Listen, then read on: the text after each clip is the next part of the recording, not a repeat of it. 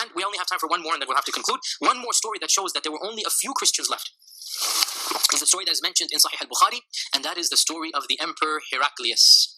The Emperor Heraclius. The Emperor Heraclius was the emperor at the time of the Prophet ﷺ. And unlike most politicians in the world, he was an intelligent and educated man. And he was a scholar.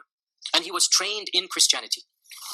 And when the Prophet ﷺ wrote a letter to the emperors in the 8th and 9th year of the Hijrah, he wrote letters to the emperors. He wrote one to Heraclius. Or to be more precise, he wrote one to the governor of Bahrain, who was the governor of Heraclius. And so it reached Heraclius. And Heraclius at that time was visiting Elia, which is Jerusalem. He was visiting Jerusalem. And so it was not supposed to get to him that fast. It was supposed to go to the governor, but he was in Jerusalem at the time. So when he read the letter, and the letter says that this is from Muhammad Rasulullah, Emperor of Rome, Aslim Tuslim. Accept Islam, you'll be safe.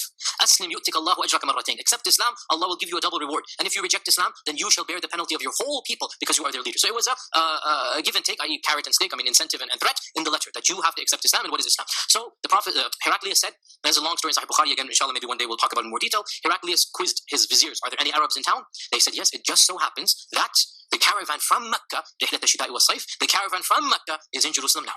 Call them right now to the palace. Now, this is a trading caravan. You can imagine the souk and the emperor's palace. They're not thinking they're going to come to the palace. Immediately, the Roman guards come to the souk and they march with the Quraysh to the palace. They're trembling. What did we do? What happened? And lo and behold, it is none other than Abu Sufyan.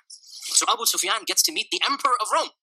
And Heraclius and Abu Sufyan have a long conversation, which was recorded in Bukhari. Maybe inshallah, we'll talk about it next week or the week after that. And at the end, Heraclius, after quizzing him, tells him that if what you tell me is true, then this is the prophet that our scriptures have predicted. Pause here. There is no prediction in the current New Testament.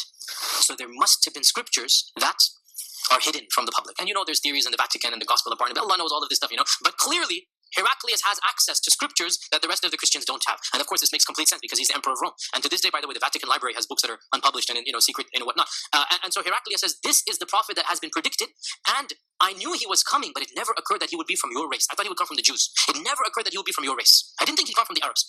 And Heraclius wrote to his confidant, who was a bishop, one of the highest bishops, but we don't know his name, unfortunately. I wish we could look him up. We don't know his name. It just says he wrote to one of the bishops of Rome, who was on the same wavelength as him. And the bishop confirmed, yes, he meets all of the signs.